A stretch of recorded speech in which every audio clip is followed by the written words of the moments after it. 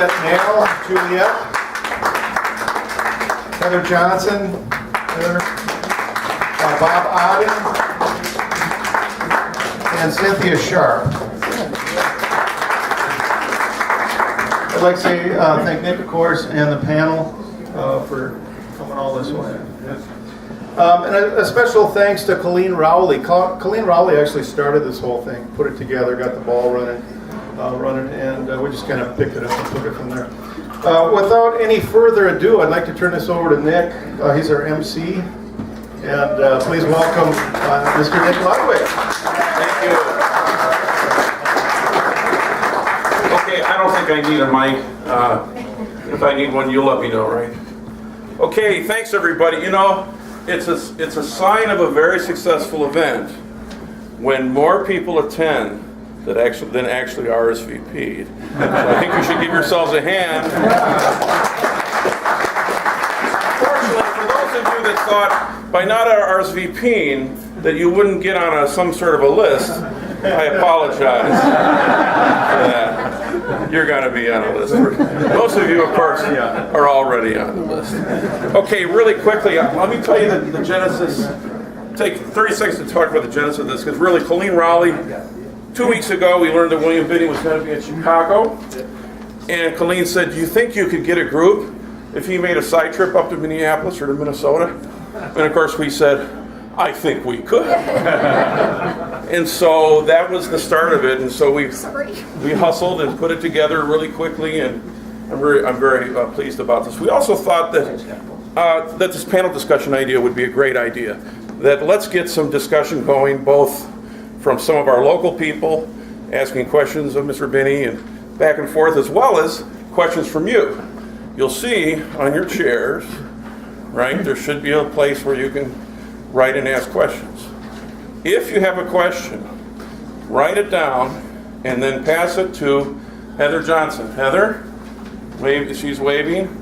If we have time, we don't know if we'll get to all the questions, but we're going to try. Okay, so if you have a question, get it out. You might hear already somebody else ask the same question, so if you got a similar question, it might get asked anyway. But so I want to also thank real quickly, again, Colleen Rowley and StandUpForTruth.org.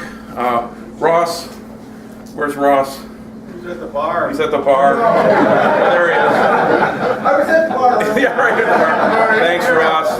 This is Colleen's husband, Ross. The Libertarian Party Minnesota Congressional District 5 affiliate, the Blue Republicans, Juliet, I think you already mentioned Libertarian Party of Minnesota, AgoraFest 2015. What could that be? If you want to find out more about that, go to the back. The Minnesota Tea Party Alliance, and we also want to thank Ben Creek, because I think they were a little bit nervous about this event, and we just want to tell them that, look, it's okay. We're not going to be talking about politics here. We're just talking about creepers, you know, peeping toms, people like that. We're trying to figure out whether it's a good thing for America or not. That's all. That's what this event's about. Okay, let's get into this panel.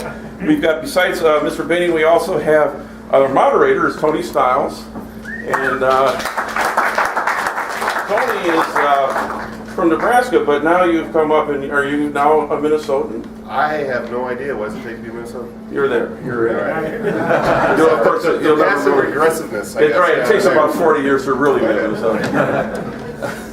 Todd Pierce. Todd and I go a long ways back. I think Todd is one of the most people with the most integrity that I've ever seen, and seriously, and the work that he's done for the Guantanamo prisoners is incredible, and I know he's going to have a lot of probably pointed things to say tonight, which is great. And then we have Christopher Burg, who's going to represent the hackers, the cryptologists, those kind of people. And I think this will be a great panel. So without further ado, is there anything else we need to talk about? So the bar's down there. The bathrooms are also in that direction. After we're done, we're going to have pizza and more drinking. Tony, take it away. All right. Hey everybody, I'm Tony Stiles. I'm a radio show host with GCN, nationally syndicated on around 100 stations around the country.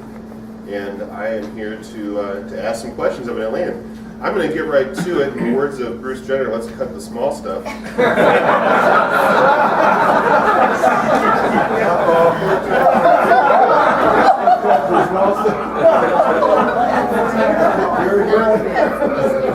All right. You're welcome. Here we go. First question we have here, and I've written down my own questions. I also have some questions here that were asked from some friends of mine that are here in the room, and also some friends of mine that are around nationally about what we're doing here today. The first question that we had is, how can we push for the FISA course to be eliminated entirely from the process? Oh, that's a good question. That is a good question. Good question. Oh, you want me now? Okay. I'm going to go ahead and bring this down there. The first thing I would do is indict them. And the reason I would do that is very simple. They violated the Constitution by issuing general warrants. Can closer? Okay. How about now? Now, all right? Can you hear me all right? Can you hear me now? Can you hear me now? All right. Is it all right? Yeah. Okay, all right. Well, I mean, like I say, the first thing I would do is indict them because they were violating the Constitution. They also know as lawyers and judges that you're not supposed to issue a general warrant. I mean, each warrant is supposed to state the name of the person, the probable cause, what you're going for, where you're going for it, and it's supposed to list everybody. So instead of issuing one warrant to Verizon saying turn over 110 million U.S. citizens' data, well, they should list the names of all of their subscribers and the probable cause why they're after them. I mean, they're after them for law enforcement. That's really what they're after for them. And they don't say that, they don't admit that. They were doing all this in secret because they knew it was illegal. Second Circuit said it was illegal. Right, the Second Court of Appeals just ruled about a week and a half ago that this was illegal. I mean, I knew that from the very beginning. In October of 2001, that's when it started. And it started with AT&T, not Verizon. And AT&T was second in line, and they're about according to the numbering scheme of their orders, there's a maximum of 78 other companies participating in this program, business records transfer. And I would say that one question that Mike Morrell was a former deputy director of CIA. He was being interviewed by somebody about a couple days ago, and he was trying to support the 215, the Patriot Act section that was justifying this bulk acquisition of telephone records. And the interviewer brought up the Love-In program that was done at NSA, Love Intelligence, and at NSA and CIA, they all have direct access to this data, to FBI, CIA, and NSA. The CIA and FBI use of the data is not monitored by Congress or anybody in the courts. There's no oversight of that at all, and there's no record of anybody trying to see what they're doing. So that's being used primarily to convict people for crimes internally in the U.S. But at any rate, he was addressing that, and he said, well, the Love-In program wasn't done under the 215 section program, and the interviewer didn't say anything beyond that. Well, the 215 program is about business records, metadata, not content. Well, he was saying they were doing it under content, but the guy interviewing didn't say, well, if it wasn't under that program, what program was it under? He never asked that question. The reason he didn't want, because it would get into the lies that they're trying to perpetuate, that they're not collecting content on everybody in the United States, and that's been a lie since 2001. They've been doing that all along. That's why they had to build Bluffdale. That's why now they have a plan for the next 5 years, my estimate of when they'll be built. They have a plan for a 2.8 million square foot facility on Fort Meade. And that is almost 3 times the size of Bluffdale.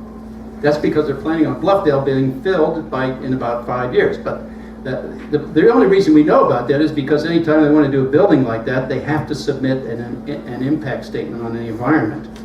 And of course, when you watch those, you can pick up what their intentions are. So their plan is that Bluffdale would be full in about 5 years, and then they'll have this new facility that will now handle the continuation of the collection of bulk data, content as well as metadata. I mean, for metadata, if you had a room this size, it could handle all the metadata on every domain, a very possible relationship that anybody can have for everything in the world for about 50 years. You wouldn't need any more space than that, just in this room. Everything else would, the real reason for all that that space for storage is for bulk content collection. At any rate, the idea is that we got to get these lying courts out of the way. These secret courts that make secret decisions on what is and what is not constitutional. I mean, this is ridiculous. That's not a decision that you make in a secret court, in secret, in a democracy. That's because right now we don't have one. So that's why I figured they should be indicted.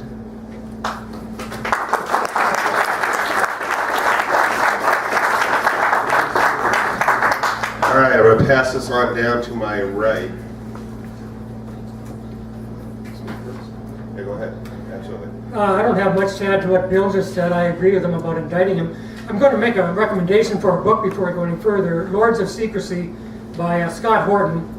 And he really goes into this a lot. One of the things he points out is judges don't get to be in that position by accident, or, they're carefully vetted throughout the process. From the very beginning, when they're chosen to be a federal judge, they're vetted to be sure that they're going to have the right attitudes on these national security issues.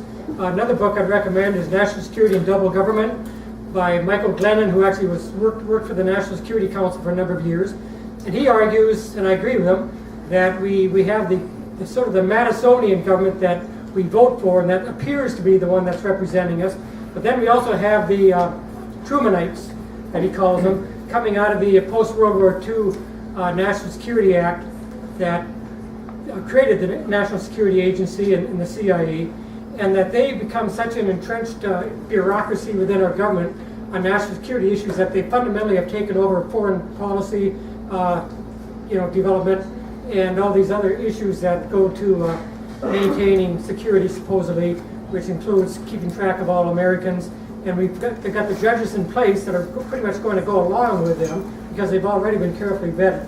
So the problem is so deep right now that there's a lot of work to do, and the first step is to become better informed about it. And I think that's one of the things that are lacking in the American people.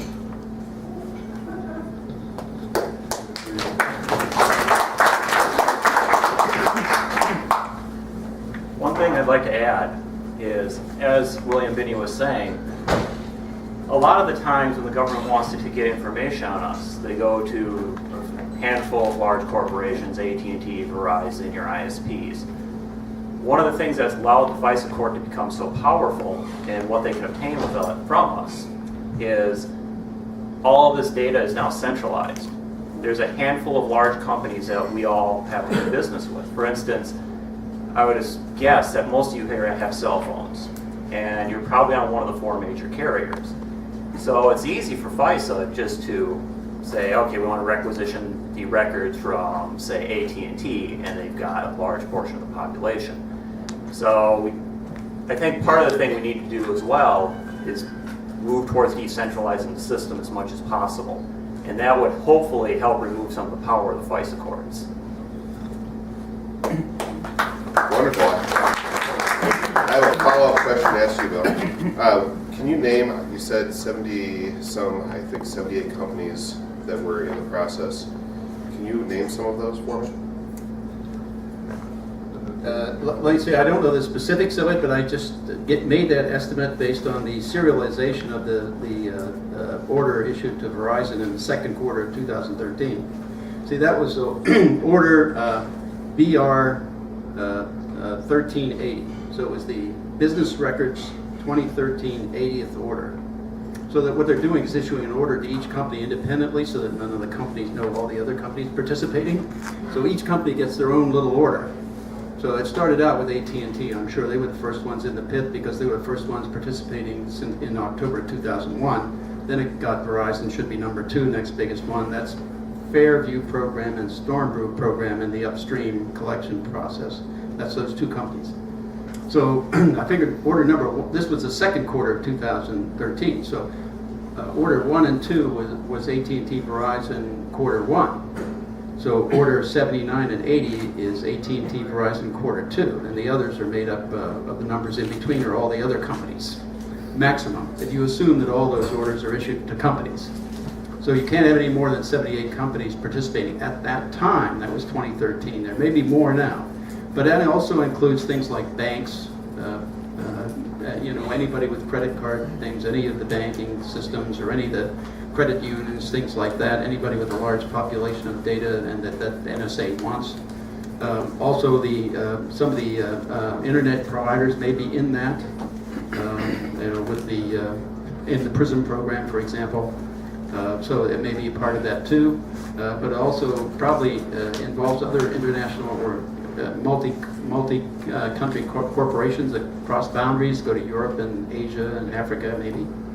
So if they have ties in the U.S., we have some claim to legal authority to pull data from them. That's part that's bothering the Germans now, because they, and I've been suggesting to them they should indict the companies that are transferring data out of Germany. It's German. The German European law says that the data about a person is owned by the person, not by the third party holding the data.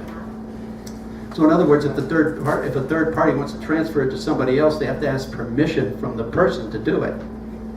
That's their law. So by transferring their data, and the B&D has also been doing this, it came out recently. So that means that they're violating their own laws, their government's violating their own laws, passing their data on their citizens to the U.S., to NSA, to incorporate in their database. And the same is true with companies. Well, if they don't want to indict people like the President of the United States or the Director of NSA, then they certainly have the right to indict the companies that are participating in and also using and getting money from business in Germany. They can certainly do that.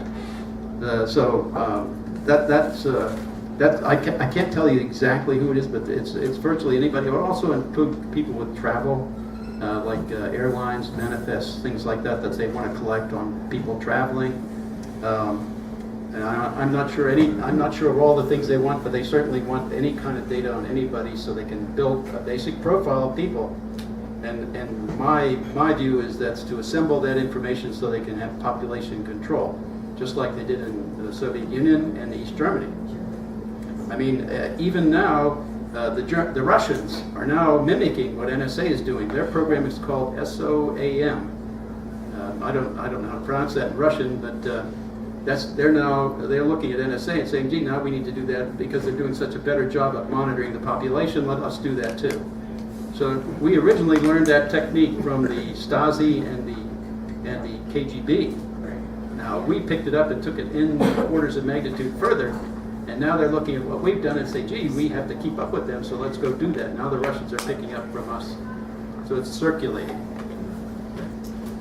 All right, I'm here to challenge. So I'm going to ask down the row here from Todd and Chris if you could name 3 of these companies you think are involved with this. And then I'm going to go ahead and ask Bill if he could name 3 companies that are actually involved with this. Any data company, I guess, that handles data transfers. So who is that? AT&T, Verizon, Sprint. There you go. That's 3. The whole gamut of them are involved. If I were going to try and get information on people, I would start with Comcast is a large ISP. Try and get a couple health insurance companies in there. United, I think, is one of the large ones. And I know for a fact AT&T and Verizon have to be in on it. Bill? Okay. Well, I could name the companies in PRISM. For example, it's Google and Yahoo and Skype.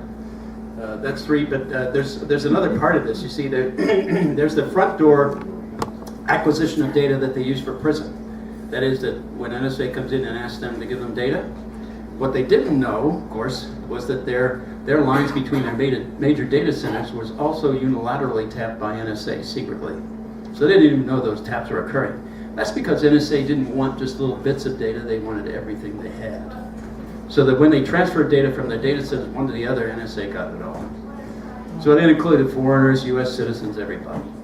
So that the idea is they're collecting all this data, and the reason I said it was population and control, because it's all going to be fed into a program called Treasure Map.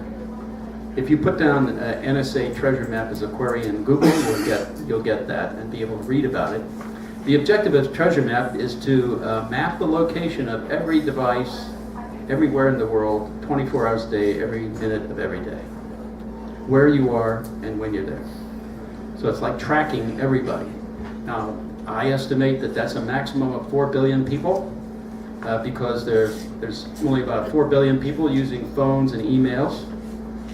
There's about, I would estimate, about 3 billion who don't have access to those devices. So that means they're tracking everybody that's in the modern world, and first and second world, mostly a lot of them. So third world countries probably less, but the objective is to do that, and do that they need information as well, because the Treasure Map program gives them the what and or where and when you're there. From the other programs, they get content as well as metadata, so that tells you who you are, what you're doing, why you're doing it, and perhaps even the wham of intentions, of capabilities, things like that. So you get the who, what, why, when, where, wham of everything that you're doing in life. Awesome. That's scary. Here's another question we have. This is, what are the primary differences in your view between the expired Patriot Act surveillance laws and the just passed U.S. Freedom Act, and what, if anything, will change as a result? And we're going to start from the right this time.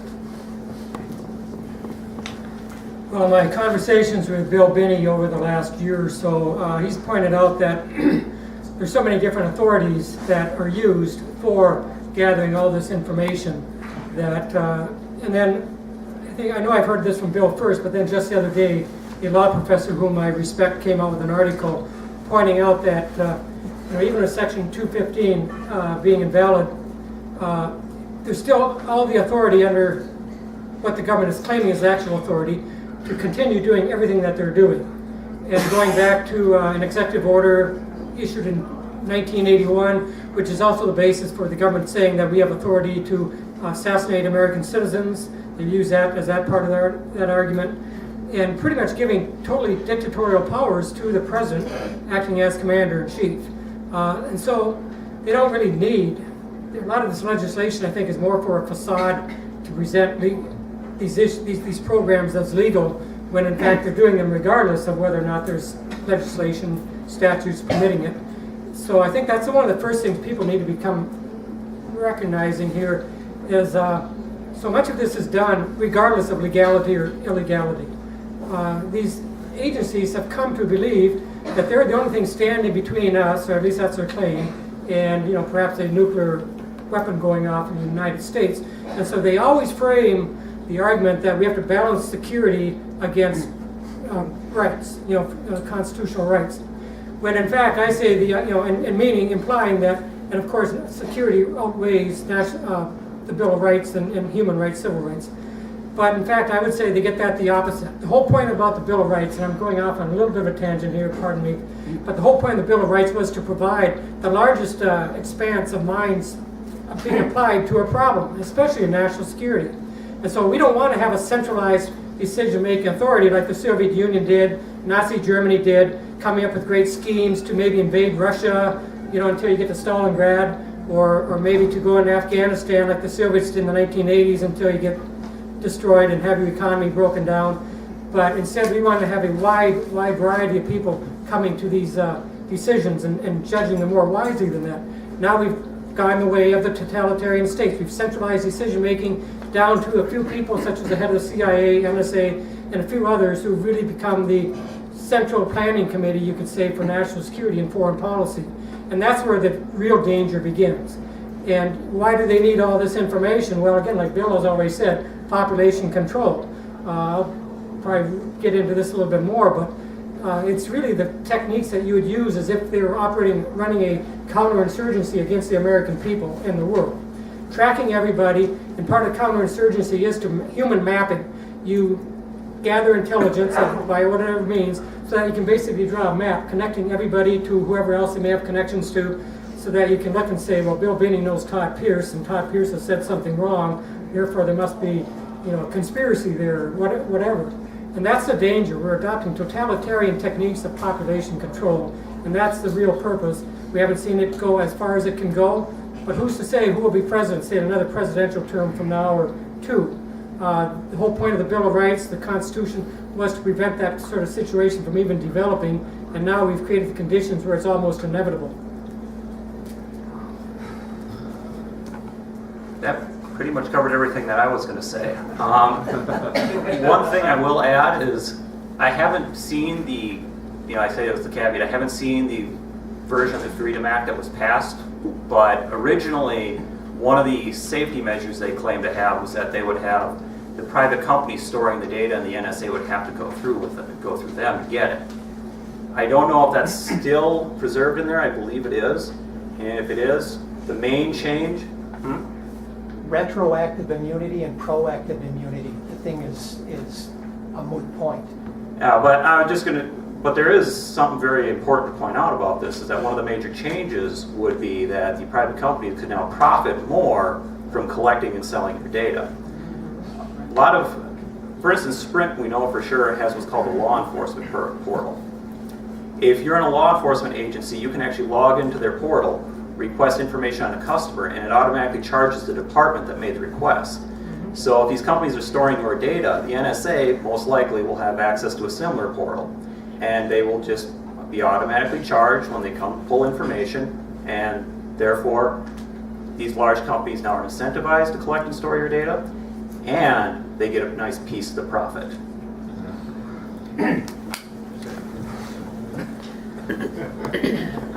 Thanks. I really don't know I haven't seen it yet, but effectively what that means to me, now if I were sitting in NSA looking at the designs of systems worldwide, I'd say, okay, instead of making one query into a central base, I'm making a distributed query. Okay, I'll do that. That's all that it does.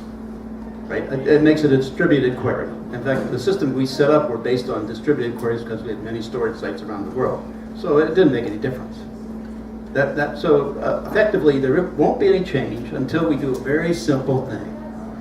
We insert into some law somewhere, I don't know how soon Senate can start this, that says no intelligence community agency is permitted to have any U.S. data in their database unless they have a warrant conforming to the 4th Amendment of the Constitution that states the name of the individual and the probable cause as to why you're collecting that data. Otherwise, you are required to purge your database of that information. Now, if they did that, it wouldn't matter what source of power they thought they had under Executive Order 12333 or any other order to do it. They would have to purge that database or they're in violation of federal law and they go to jail. And we'd have to put them in jail. You can't just say you're going to do it and not put them in jail. You have to make an example. Otherwise, there's no enforcement behind that law. But that's the way to stop all this crap. I mean, put a law in that says if you have this data in your base, you're violating the law and you're going to go to jail unless you purge it.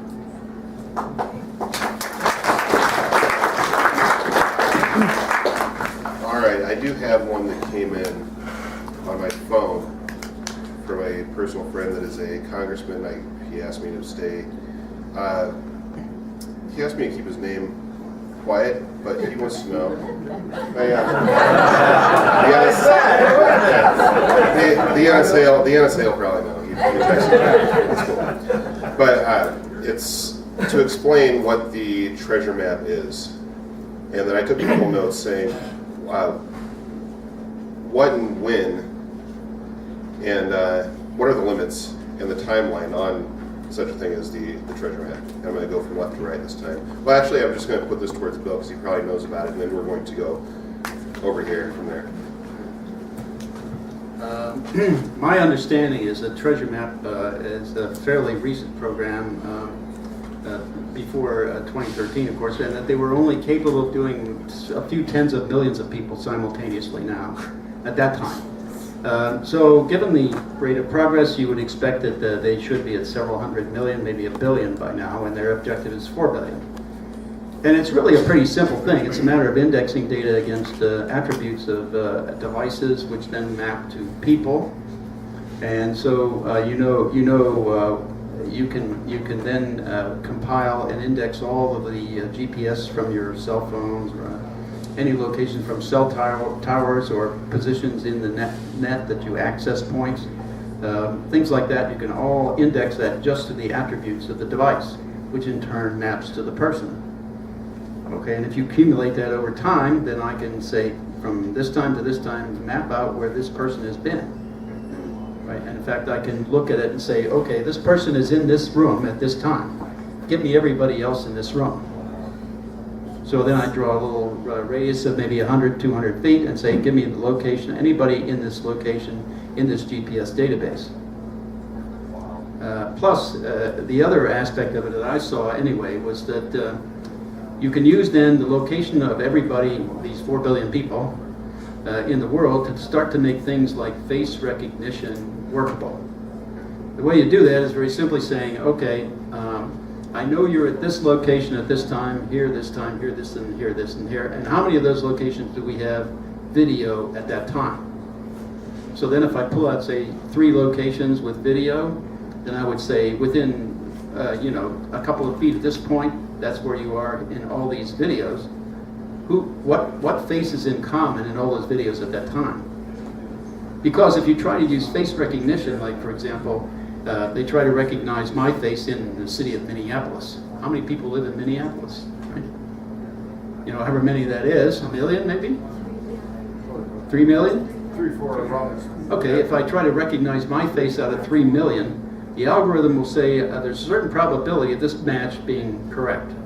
And so it'll come up with maybe 5 to 10,000 matches potentially, with probabilities ranging fairly closely of matching. Well, if I can reduce that down to a few feet, then the reliability of face matching becomes very positive and very reliable. Then I have your face and I put it in as your ID, and that maps then to you and that device. So that I can use that as facial recognition anywhere in the world. So that's another benefit from doing that kind of thing. I'm sure that's what they're trying to do. Yeah, that's exactly what I was looking for. Perfect. Here's the next question. We're going to go from right to left here. Is Edward Snowden a criminal? Seems very upfront here.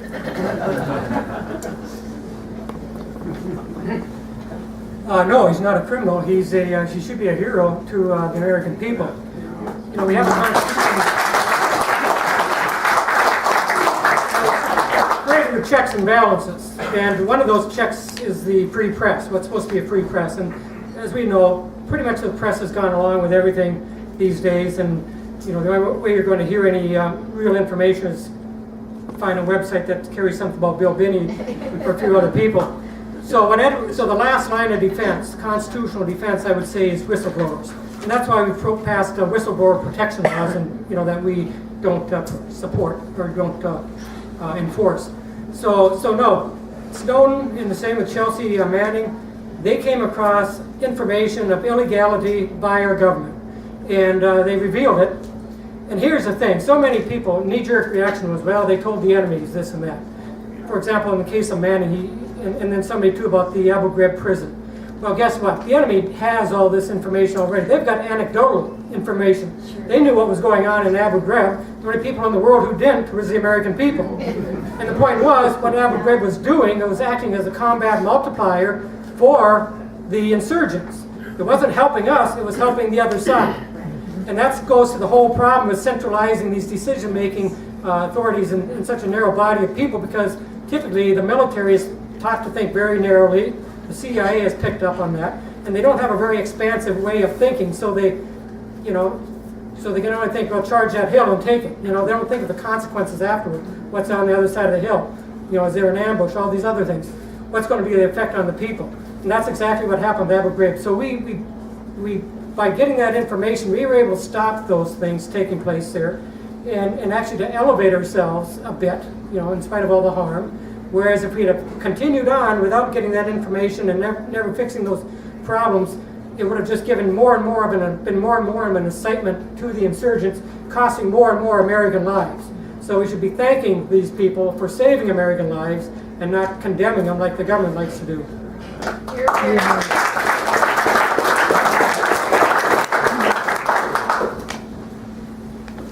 Is Edward Snowden a criminal? That's about as much of a trick question as I could hope to hear today, because I can't think of any definition of which he would be considered a criminal except under the United States government's own laws. To look at what he did, we often, bring up the fact that he blew the whistle and showed us what the NSA was doing in spite of the law, but he also did something else. He showed us just how poor the general security of our infrastructure is. So not only did he tell us what the government was doing, he protected us from foreign enemies. Consider China or Russia. If they wanted to exploit a network here, it was much easier to do before Snowden made his leaks, because we weren't focused on security as much then. So by what he did, he has not only helped promote democracy and freedom by informing us what the government is doing, he's also protected our infrastructure from foreign attack. And as far as I know, from my understanding, that is the NSA's job, they say. So I think he was just doing his job. All right. I have a couple stories I need to tell you, one just because you'll get a kick out of them. But I answered that same question on the USA Today on TV. I don't know, early last year. They asked me about what I thought should happen to Edward Snowden. And I said, well, I thought he should be indicted for stealing government property. That's true. But I said also, I believe that the law should be applied equally to everybody. And so, and that it should be executed in chronological sequence of the crime. Therefore, we have to start with indicting George Bush, Dick Cheney, Hayden Tennant, all the members of the FISA court, all the members of the House and Senate Intelligence Committee, all the attorney generals since 2001, and that's the Bush administration, okay? And you do the same people for covering up in the FBI, the CIA, and the NSA, and then you go to the Obama administration and try the same people for the same kinds of crimes, then you do Edward Snowden. Okay?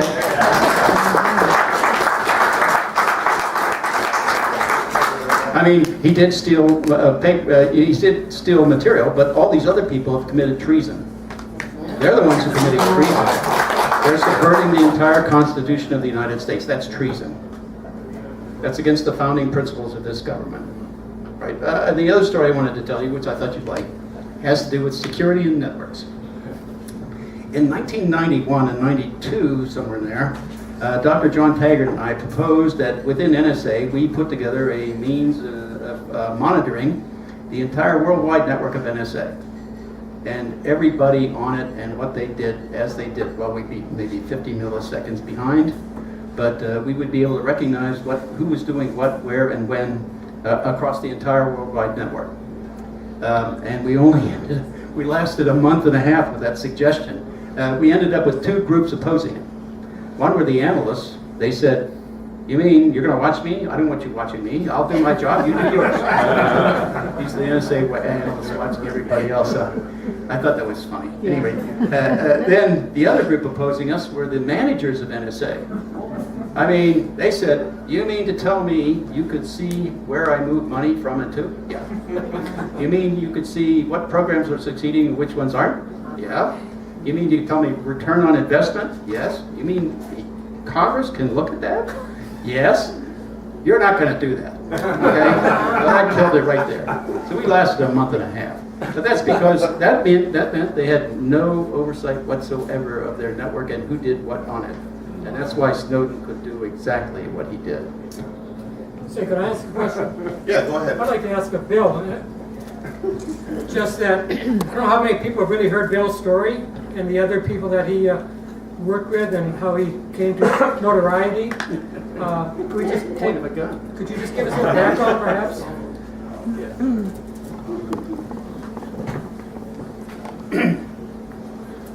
Okay, well, when they started spying on everybody in the United States, that was the biggest crime that I ever encountered in my life, and I was going to oppose that with everything I had. That happened in October of 2001.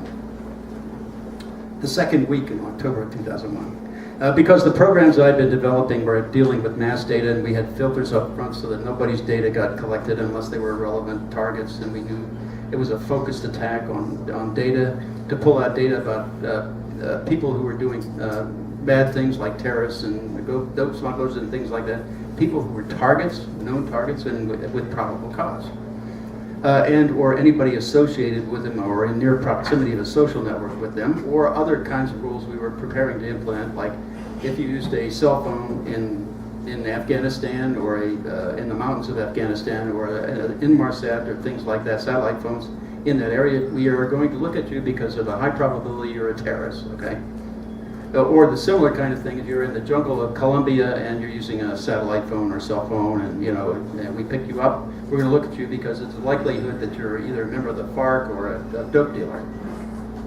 So those were reasons to do, and that I called a professional disciplined approach, using rules and knowledge about the targets, pull out of the massive amounts of data. And what that did was that made content a manageable problem for the analysts. It was even a problem in the 90s because even when they couldn't do this bulk acquisition, they still had too much data. Their analysts were failing because they couldn't get through that data. And so that was the reason we did that design, that focused professional attack on the network to make content a manageable problem so they can succeed in solving problems and being able to find terrorist threats before they occur. So we can actually stop them and succeed, much like Anonymous did in Texas, okay? And that was, but what we had to do was be able to look into everything flowing through the network. That meant we had to be able to look at fiber optic rates and see everything in it, and be able to look at least the metadata. Because if you had to start to look at the data itself, you were doomed to failure because there was just too much of it. You couldn't get through it. You couldn't keep up with the fiber rates. But if you looked at the metadata, you could see the relationships and look at the relationships and use that as the rule to pull out data, and that's how we did it. But in the end, what they decided to do was say, I want everything, so I'm I can see everything, so now I can capture it too, because we gave them that capability too. We shouldn't have done that, but we did. And so they turned off that filter up front and took in everything. And then they also got rid of all the protections because under the rules that we were guiding, we were trying to conform to the Fourth Amendment. If anybody that came in was a U.S. citizen, we would encrypt all their attributes.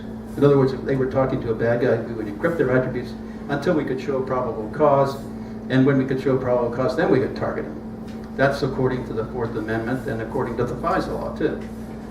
So we were trying to conform to all that. Instead, what they did was remove all those protections, not concealing anybody's identity, and so now they were just violating everything. So that started to happen in the second week of October of 2001. And they had to use the programs we put together to do that because none of the other programs they had anywhere in NSA actually dealt with massive amounts of data like ours did. So I'm kind of semi-responsible for giving them the capability to do what they're doing today. So that's why I'm fighting for it. I've been since 2001. And when that started to come out, first thing I did was go to the House Intelligence Committee, the people I knew there. They're supposed to do the oversight of NSA and stop. They were formed as a committee, so was the Senate, and the FISA court was formed to prevent the intelligence community from spying on U.S. citizens. That came out of the church committees investigations. And by the way, one of the main people they were spying on in the church committee during that church committee period was Senator Church. I mean, because NSA and the Minaret program was watching them, so was the FBI and the COINTEL and CIA and Chaos. They were watching him to try to figure out what he was planning to do in his investigation. Well, they're still doing the same thing today, but according to Russ Tice, he's seen the transcripts of people from the FISA court, people from the Joint Chiefs of Staff, people from the Supreme Court, judges, generals, on the anybody 3-star general and above, I think they were watching. So, and all House and Senate members. So they were doing transcripts and still are much like a Minaret program, or under J. Edgar Hoover, we had that kind of activity going on with the FBI. So it's the same thing. I mean, it's on a grander scale. Instead of doing a few thousand people, we're doing everybody. So that program was one we were inventing then, and when they started using against everybody, we had to leave, and we went to the different committees. We filed complaints even with the Department of Justice Inspector General, and went through various other members of Congress, and that was over a period of years. And then in 2007, they decided that we'd made too much of a nuisance of ourselves, and we needed to be stepped on. So they sent groups of 12 FBI agents to each of our homes simultaneously. Diane Rourke lived on the west coast in Oregon, so she got raided at 6 o'clock in the morning, and Kurt Wiebe, I, and Ed Lewis and I live on the east coast, and we got raided at 9 o'clock in the morning. That's so we were simultaneously, nobody could call each other. So, I'm getting raided, you can't alert your friends, okay? So that's the way that they did that. So they came busting into my house with guns drawn. Oh my God.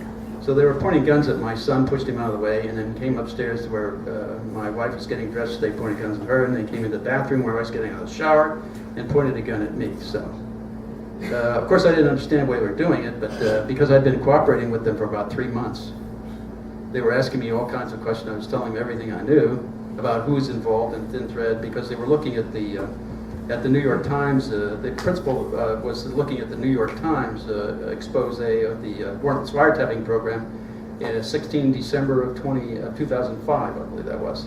That was Jim Risen, whom I know now too, and Eric Licklau, whom I also know. So they did their Pulitzer Prize-winning article, I think it was. So. And they used that as a basis to raid us.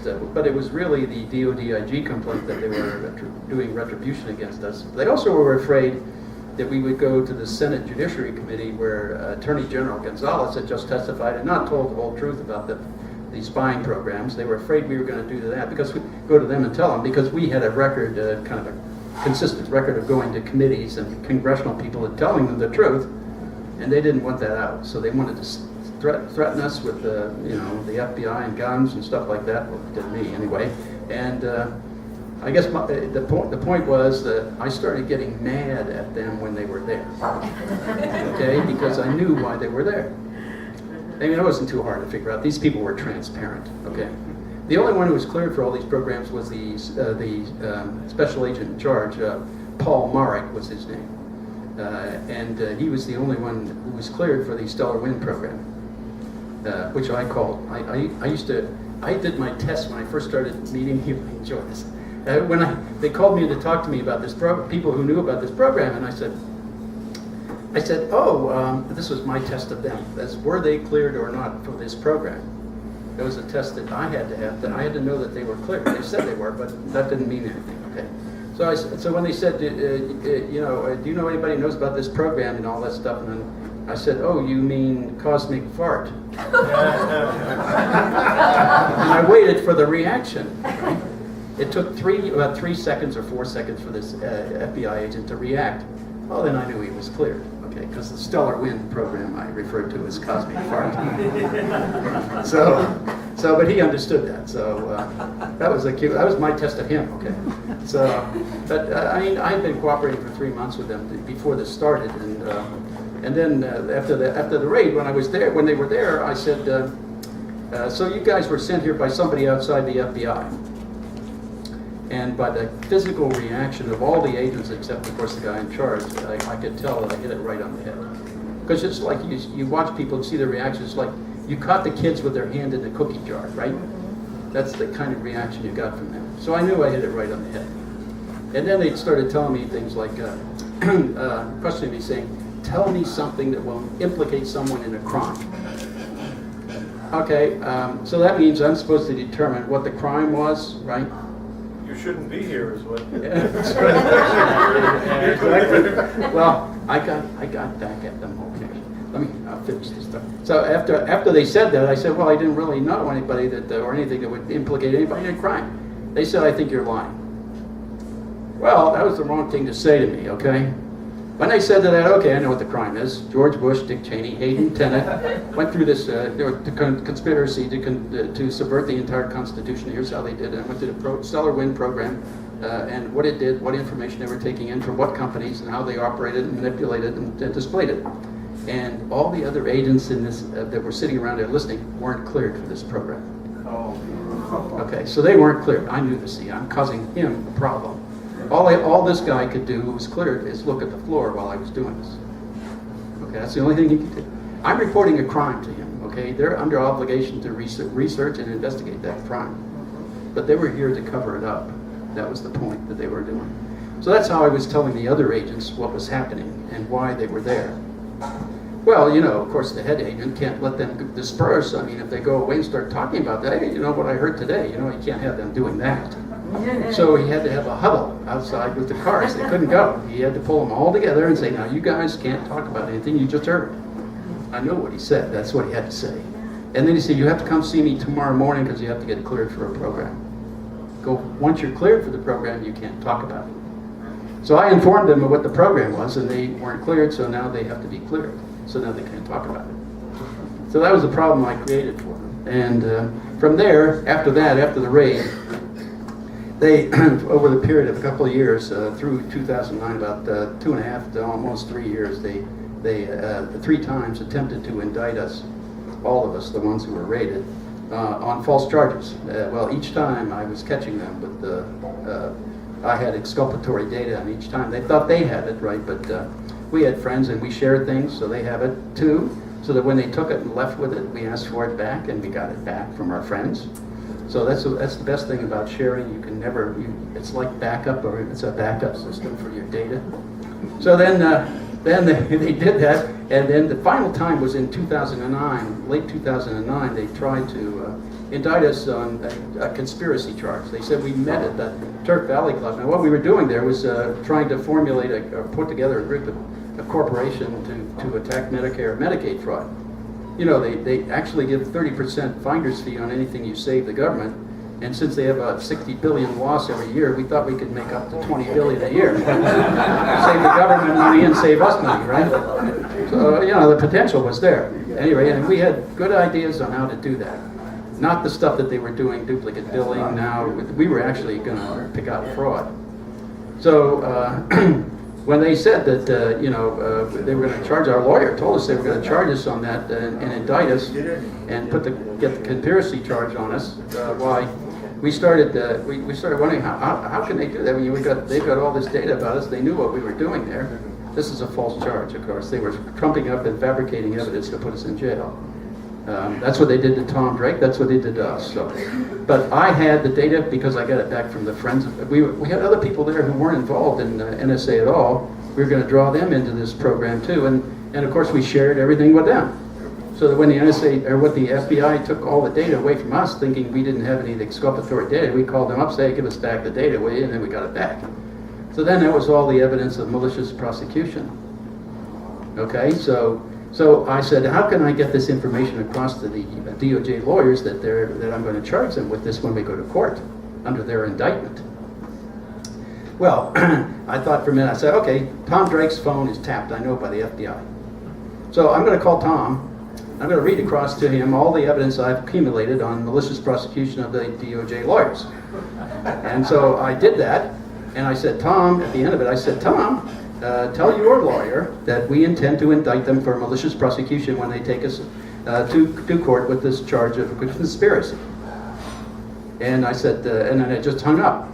Well, then a month later, January, I think the 12th it was of 2010, we got letters of immunity from the DOJ.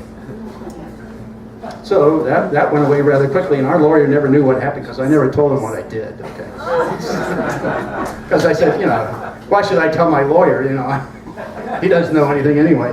So anyhow, that was how he got rid of it, and from then on in 2011, I just thought, well, gee, with all this, that was really the final thing for me. I mean, here's my own government, Department of Justice, trying to fabricate and frame us as a group. I also tried to frame Tom Drake. I mean, they took papers from his home that were marked clearly unclassified, drew a line through it. It was obvious they did it. I mean, it was on the court record, and they stamped it secret or top secret, and then charged him with having classified data. Well, that's a felony. That's fabricating evidence to convict people. That's a felony. Why aren't these people in jail?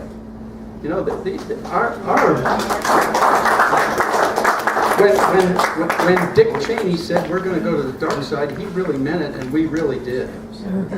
Okay, so that's my story. Now I just can't stop and let this continue without saying what I have to say about it. I mean, this is just terrible. I mean, we're losing our government here. Thank you.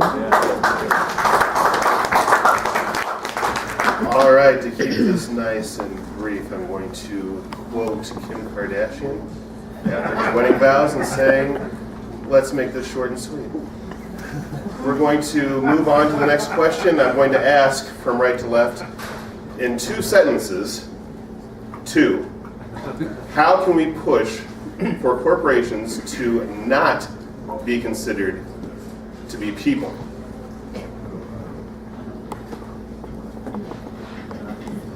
Well, I can't really answer that in 2 sentences, and Well, you know, you haven't given much just thought. said that. So I mean, it always comes from the bottom up. You know, they're not going to. It serves too many corporations' interests the way it is now. It's determined by the Supreme Court.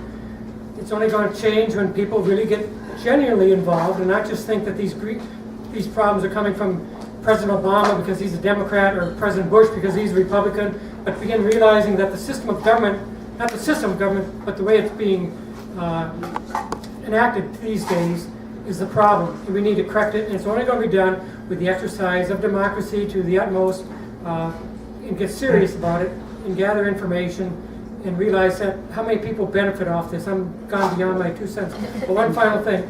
And nobody's mentioned the military-industrial complex. The Washington Post once in a while does an informative article. Most of the time it just covers up this stuff. But they had an article a couple years ago about the immense amount of resources in the DC area, dedicated contractors to intelligence, you know, analyzing whatever. And it's an incredible amount. In 2008, when I was out in DC and everything was going, you know, falling apart here in Minnesota, the economy, the one island of prosperity in the entire country was Arlington, Virginia, and pretty much Arlington is the center of everything. It's the center of all these contractors, and nobody there was suffering whatsoever. It's prosperous, and it's good times, and that's what people need to realize is they're sucking the money out of our pockets and out of Middle America, and Middle America, including Virginia, and every place but Arlington, Virginia, and a couple of other places right around the DC area. And it's not because of the Health and Human Services Department, but it's because of the military, the Department of Defense, the intelligence agencies, and they're the ones who are taking the money and our prosperity away from us and the prosperity of our children to fund their own lavish lifestyle.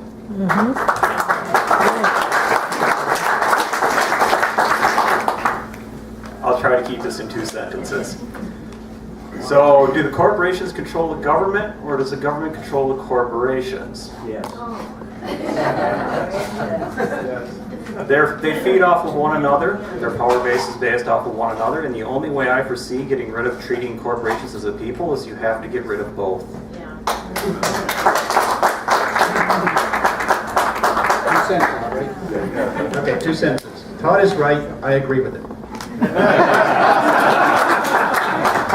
I'm going to turn this over to Heather, who I know very little about except that she ran for office, has brown hair, and long legs.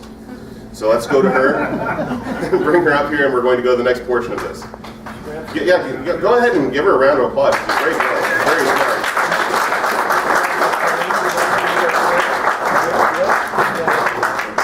She ran for U.S. Senate, if I remember right. She had just bang up job, too.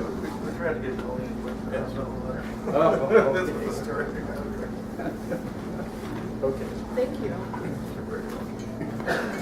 As he said, I'm Heather, and I have the audience questions, and I was trying to organize them in order because I think a lot of them are actually related. I think people wanted some clarification on a number of programs,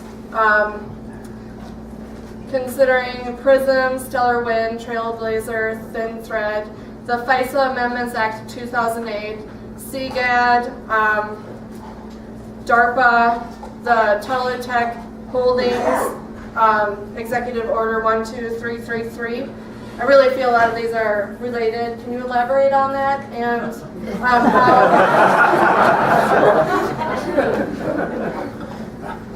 Okay. DARPA is the defense department that deals with advanced research, and they hand out contracts to contractors in many universities and so on to try to do technology developments. Usually it's over the horizon and you never see it, which means it's money that's spent on advanced research that never produces anything. That was my view of them when I was there, and I said, why don't you do something that I can see, you know, bring something over the horizon back into view, will ya? You know, so they kept working over the horizon. It was something like you could do, indefinitely and say, well, I'm thinking ahead. You're always thinking ahead, and you never really produce anything. So that was the way I viewed them anyway. Sure. Well, they spend a lot of money, $3 billion a year back in the 90s. So, but the other programs, PRISM, that's all these. A lot of these programs are data acquisition programs. That is, functionally, it's data acquisition. They give different names to different companies or to different operations. Like, if we're going to query the companies, it's PRISM. Okay, if we're going to tap directly up the fiber lines for data, taking it in real time as opposed to after the fact asking for it, then it's multiple programs. We'll call the overall group of them upstream, and each one will be, each company will have a different name. Like there are exceptions there, like Fairview is AT&T, Stormbrew is Verizon. Oakstar is actually foreign companies, okay, that deal directly with NSA.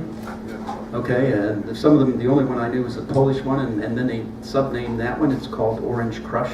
So there's all these names, but it's really data acquisition. They're doing this to confuse everybody in Congress that wants to look into the programs. Because the more names you have, the harder it is to understand what they're doing. That's exactly why they do that. Okay, so what are some of the other ones there? In conjunction with that, when did some of these programs start? Because my understanding is some of this started before 2001 and before the Patriot Act. There's some implication that I need to get out here. Joe Naccio, it's a guy who used to be the CEO of Quest. I met with him and talked to him a bit because I knew he was probably framed like they tried to do to us, and he didn't catch them, so he went to jail for about 5 years. Okay, so but that got rid of him. But they approached him in 27th of February. It's in court records. 27th of February of 2001, about 7 months before 9/11. And it was somebody from NSA, and they asked him to produce all the records of his customers, every U.S. customer as well that he had, and give all that data to NSA. So that was the plan even before 9/11, okay, was to take in data. He refused, okay, he said, produce a warrant signed by a judge and I'll give it to you. And they never did, but what they did was they went after him criminally, got him convicted, and that was the example they used every other CEO. Okay. That's how you threaten all of them. You put one of them in jail. Well, that's how we should handle our elected officials. Right?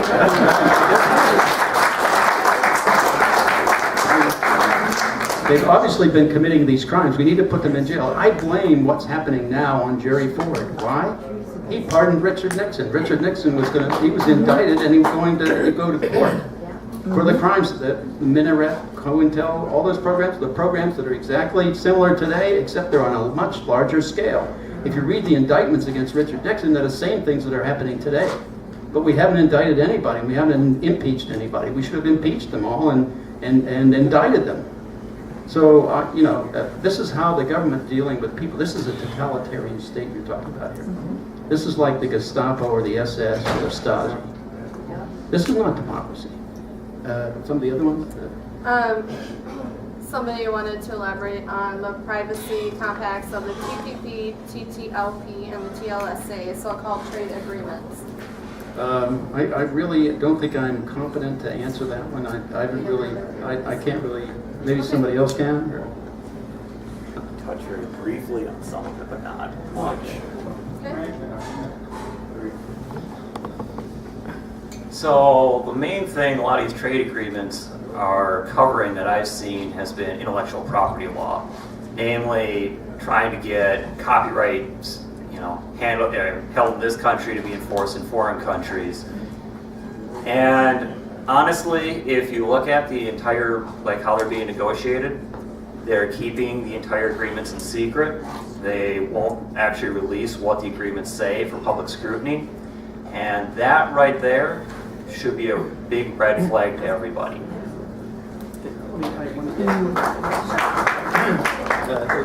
The main program I didn't address was Stellar Wind. Now, Stellar Wind is not an acquisition. If you take all these different named acquisition systems and for different companies and different, whether you have wiretaps or you're looking at satellite access or something like that, it's different names. And if you take that as acquisition of data, then when you pull it into your database, you partition the domestic to one side. Now, all that domestic data, then an analysis of it and the collection of it and storage of it is called stellar wind. It's dealing with the domestic side of the collection. And domestic, anything that pertains to domestic analysis of domestic data or collection or acquisition or any use of that. Okay, so and the others are named in different programs. Like when they talk about, we don't want to. When they were talking about the 215 program, it was the secret interpretation of 215 program. That when they say that, they talk about it as one program. Well, it's not. It's like 14 different programs. Okay. The one program, the stellar wind part of it that contributed to stellar wind, was the one that was domestic. And that's easy to tell. If you're looking at phone numbers, anything starting with a 1 is generally either the United States or Canada. That's pretty simple, okay? And I should tell you another story. When Senator Wyden asked the director of NSA, how many U.S. citizens do you have in your databases? It was kind of hard to avoid that, okay? So they went away, said, I can't answer today. Okay, so they went away, and then they sent him in writing. And in writing, they told him, we can't tell you that because it would be a violation of the privacy rights of U.S. citizens. This is in writing, okay? I call this the arrogance of power, and the intelligence agencies think they own the government, okay? That's saying you go away. Well, what they should have done is cut their budget by 30% right there. Yeah. With James Clapper. I know him personally, by the way. Let me just Not add wittingly. something. Just going to the point that you made about secrecy. Here we have an international trade agreement, and it's secret. Here we're supposed to be in a democracy, and we have just a couple people making the decision whether or not they're going to do it. People's livelihoods are at stake. So, same problem as everywhere else we're seeing in national security. It's all secret. We don't know what's going on. Here's somebody who used to work for the CIA sent an email around to 2 people the other day asking, has anybody ever heard of the NSAC? And everybody said no. And there's just a couple things out online. Did a quick search, and it's something that's really within the Department of Justice and the FBI, but it's totally secret. Nobody knows what it is, including some journalists who are really on top of these things. And but they've got a huge budget, and they've got the authority to track U.S. citizens, not just foreign citizens. So it's really our own internal Stasi now. We have, and let's stop kidding ourselves, we have the infrastructure of a totalitarian state. Whether or not they've set up concentration camps yet, that's beside the point. The infrastructure has been created. And one final point, a recent law review article coming from George Mason University, where old NSA directors go to teach and live off their retirement and carry other influence, came up with the proposal the other day that it's time to start putting into military detention 5th columnists, like law professors who have disagreed with the government. We're at that point. We're at that point right now. Just who's going to be president here in the next term and how far they're willing to go. Dick Cheney, if he was there, we know how far he would have gone. He would have set up concentration camps way back in 2002 for U.S. citizens, not foreign-born terrorists. Sure. I have another question. I had something to add to what Todd was saying, and I was I guess it was in Chicago when I was on the radio. I can't remember which radio it was. I've been on so many since I came up this way. And I was asked about this plane flying around, and what was my best guess of that? I said, well, to me, it looked like it was part of this operation. And what they're doing is having a sensor up there that's sensing all the cell phones that are in any location where they aren't getting geopositioning on them. So that now they have this massive amount of data on all the cell phones active in the city and where they were at the time. And then that's going to feed into things like treasure map. Okay, and that's done by the FBI. I mean, we've only talked about NSA programs, and the FBI and CIA have similar kinds of programs, and they do this kind of data acquisition too. And none of that's been talked about because they do it without oversight. You spoke about oversight and elaborated on some of these programs. What I want to know, and I'm sure a lot of people here would like to know, can you elaborate more on how some of these committees, the FISA court was actually established without actually any type of election? I think a lot of laws are passed, but then the implementation and policies and procedures surrounding them are left up in the air. So can you elaborate on that and how the people can actually counter that? Anybody else have? Take that one on. Actually, the Intelligence Committees, House and Senate, and the FISA Court were a result of the Church Committee investigation in the mid-70s, and also the FISA law in 1978. And those were created because of what they found out about what NSA was doing with the Minaret program, spying on U.S. citizens without a warrant, and what the FBI was doing in COINTEL, profiling people and doing the similar things against people, actually trying to get people like Martin Luther King to commit suicide and things like that. And the CIA had their similar program called Chaos, doing the same thing against the same set of people, enemies of the White House, basically. People opposing the war, Vietnam War. And I'm sure they were all included, anybody in any way connected with opposing that war and trying to expose some of the lies and parts that got us into it, got all our people killed. And All killed. of Sheila Wellstone. Yeah. Yeah, I mean, we lost so many people who got maimed and killed over there, and we killed so many people in names, and it's all based on a lie, just like Iraq, based on a lie. So, I mean, we were talking about it earlier. Even CIA people knew that when they said that Cheney was saying there was a meeting between Atta and some other people in Iraq, that was a lie. People knew that was a lie. And they didn't tell anybody, so they let the lies continue and they let them build up the lies to justify the war. And that's the same thing happened in Vietnam. So, I mean, we haven't had, and by the way, the same thing's happening here with the war on terror, supposed war on terror. There's no war. Congress never declared war. I mean, Congress is the only body that can declare war. The president can't. And so, but they're calling it a war, and they always try to justify it as war. That's how you justified his statements in secret writing, right? In secret, saying that this, under Article 2 powers of war, the president could do all this stuff. Well, there's no war. Where's the war? There's no declaration of war. So he has no power under that. That's why later on he tried to get Congress to agree and give retroactive immunity to all the telecoms and things like that for all the crimes they were committing, right? And also they should have tried, they didn't give retroactive immunity to all the government employees that were committing these crimes too. They didn't do that. But I wanted to add one thing about Edward Snowden. None of the whistleblower laws apply to him because he's a contractor. Whistleblower laws only apply to government employees. So I just wanted to add. Sure. Did anyone else have a comment on committees or how this works? So, for quite some time now, our government has been working under the premise of the phrase, it's better to ask forgiveness than for permission. And it's taken it to an absolutely absurd level. Every time the government gets caught doing something nasty, the reaction is a new committee, an oversight committee is created. And then that oversight committee either doesn't do any oversight or it itself gets caught doing something nasty, leading to another oversight committee. The only solution I see to this problem is through term limits.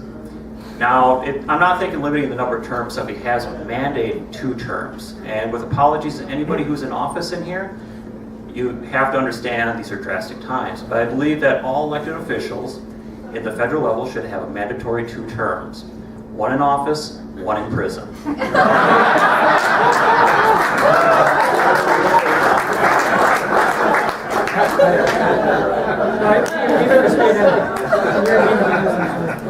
Chris just made an excellent point. I wanted to say, and we learned this with the torture report. We saw how the CIA was actually infiltrated into the committees, and this is not a secret from what I understand. A number of people have told me this, that they are infiltrated into various government agencies in D.C. that might have any effect, possibility of touching the CIA, so they want to know what's going on. And so we have a broken down oversight system to begin with. What's the solution? What they always sell this on, and is the fact that we're at war. And going to Bill Binney's point that we're not legally at war, but yet they can sell that to people so easily, and people that supposedly are skeptical of government, yet they'll just fall in line, click their heels together as soon as you say, we're at war, there's some Arabs over there that are threatening to kill us, and we got to do this or that, and here's another country we need to go in and depose and have regime change. And probably almost 50% of the people are ready to immediately again, click their heels and fall in line. And that's one of the things we've got to break down. This is what American citizens can do. These war claims are bogus. Al-Qaeda never consisted of more than a couple of hundred people who were involved in Afghanistan, fighting amongst each other, and any talk of a caliphate only meant that back in 1920, the caliphate was taken apart, which only meant that it was the Turkish caliphate that had existed for hundreds of years and never threatened the West.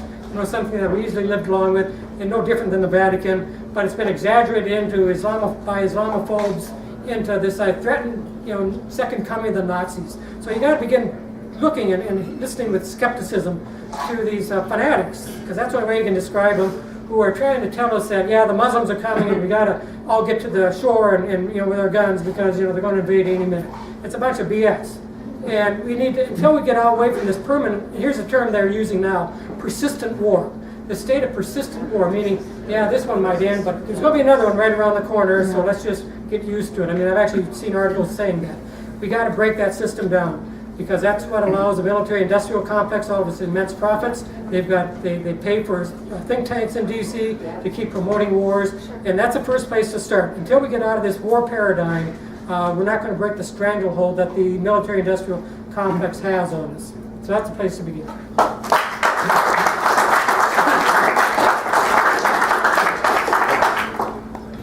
I wanted to add about the FISA court.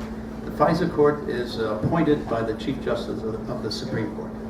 It doesn't go through any Senate review, as far as I know. And they should, right? There should be a process there for validating that position. They do that for other federal judges. Why not the FISA court?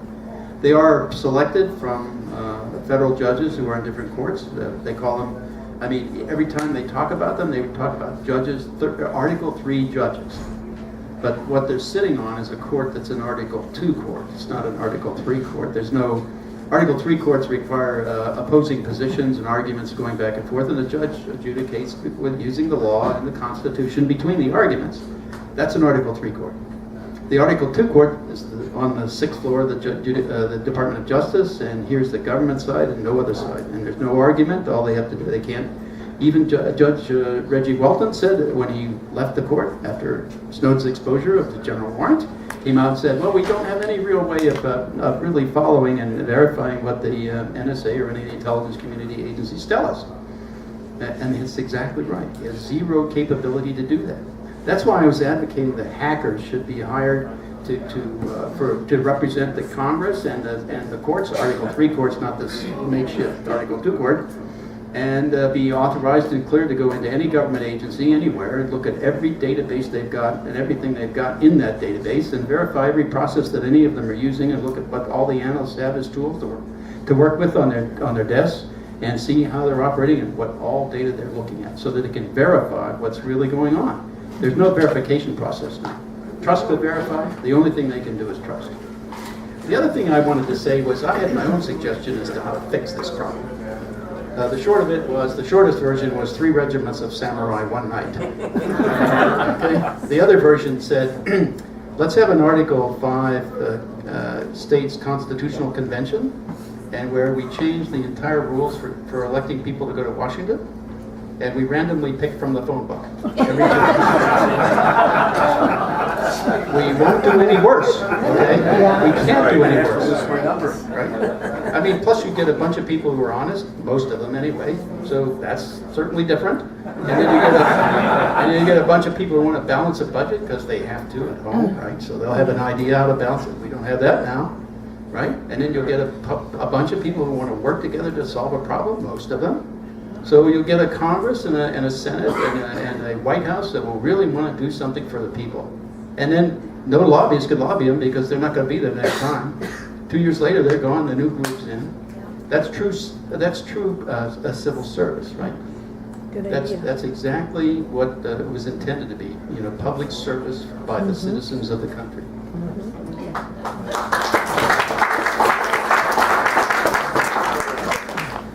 There was a couple more questions, just totally, possibly different.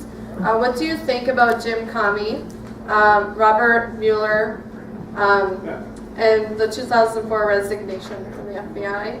And that's to any Any panelists? I know. You do? This is referring to the hospital visit to Ashcroft Ladies in the Hospital. That was done because of the Stellar Wind program. And that's because they were collecting not just metadata, but content, and they were afraid that the aspect of email content was going to be a basis for indicting Ashcroft as the first sitting or standing, however you want to look at it. At that time, he was laying down in the hospital, Attorney General to be indicted. So that's what that was all about. I believe that they all should still be indicted for what they've done. Because it didn't change the fact that they were violating the Fourth Amendment or the First, Fourth, Fifth, and Sixth Amendments in secret. And Mueller said that in his interview with Bart Gellman in March of 2011 when he thought he was going to be out of the FBI directorship. And when he talked to him, Bart, he said, we've been using the program Stellar Wind since 2001. So it tells you he's been looking into all the personal email and phone calls of everybody in the United States. And had access to the rest of the world too, so that was that. And then we have a question about the Dodd-Frank Act. It requires banks to collect, storage, and transmit data to the Federal Reserve. Does the Federal Reserve share data with the NSA? Okay. In fact, the banks do that. They're part of the 78. People wanted that clarified. I just had another question about, we have a lot of people asking questions, but I don't think a lot of people know how to even get involved. Where does that start? How did you work within the government? You worked within the government. How did you get involved? How did other people get involved? Well, I can well, I got involved directly when they started to try to indict me. That was pretty straightforward. So it was clear for me I had to fight this. I mean, when they did that, that was war. Okay, as far as I was concerned, that was war. They were declaring war on me with no foundation whatsoever. So I thought I should reciprocate. So I'm out here telling you, exposing their underwear and making sure they know that everybody knows what they're really doing in spite of what they're saying, because they use a lot of sophistic techniques to confuse and to delude people into thinking something other than what they're really doing. It's like don't pay any attention to the man behind the curtain from the Wizard of Oz, right? So that's really what they're doing. They're doing this all behind the curtain in secret. So I'm getting involved directly with the people in Congress, talking to staffers as well as members of Congress. I was supposed to have a meeting with Rand Paul a few months ago, but we couldn't get our schedules worked out. So hopefully we'll do it again sometime. And in the meantime, I've been talking to people like Judge Napolitano and trying to educate the judge in terms of what this really means technically, so that the NSA and CIA and all these people can't come down there and bamboozle them and trick them into thinking they're really doing something right when they're really setting them up, So, and he's in turn talking to other judges like his friend Judge Scalia. So I'm trying to get knowledge into the judicial so that they can, in fact, recognize when they're being bamboozled. They can't do that now. I mean, NSA goes before the FISA court judge and says, this happened, this happened, this happened. How can he challenge that? He can't do that. They can't challenge any basic information that NSA throws at them. And yet they know they've had a long-term problem, because even back in August of 2002, the FISA court, I don't know how they did it, but they found out that they were misled by the FBI, lied to by the FBI, to get at least 75 warrants. Well, they've been doing that all along. That's not new. So here's this court that's basically worthless, and they shouldn't be forced to go into an Article 3 court where they have to argue out in the open, where they can be contested by somebody else, not sit behind in a secret vault doing stuff, which is what they're doing with that court. So I think we should abolish it or indict everybody in those courts. I think they're a real shame. They brought shame upon the judicial process in the United States.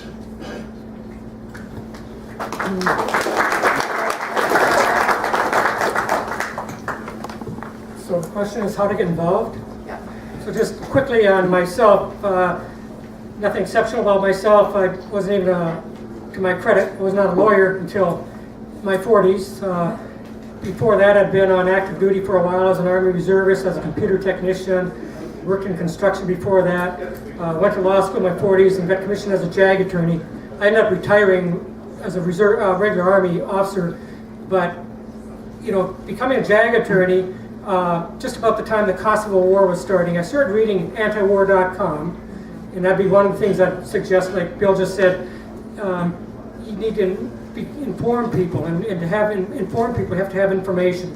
Antiwar.com was one of the best sites I found way back then, and still continues today, bringing very good news on what is actually taking place. Consortium News is another one. I get published on them once in a while, on both of them.